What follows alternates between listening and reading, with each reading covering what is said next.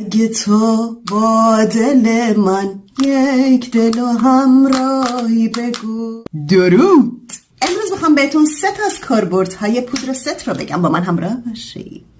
ابروتون با مداد خیلی تیره شده، نمیخواد پاکش کنید، پاک کنید 70 تا لایر و زیرش دوباره بزنید. پودر ست رو بردارید، ذره اون جاهایی که تیره شده بزنید روش بره، تمام. وسط روز یهو پوستتون برق میفته، اون برق و چربی ها رو با دستمال اینجوری تپ تپ تپ تپ تپ بگیرید، پودر رو بردارید، فقط جاهایی رو که چرب شده رو دوباره پودر بزنید، برقش میره، تمام. پوستتون چربه، یه ذره کرم پودر بزنید، پودر ست مخلوط کنید و بزنید. اینجوری هم برای پوستتون خوبه، همین که ماندگاریش بیشتر میشه. جان مرسی که با من همراه بودید، دوستتون دارم خیلی.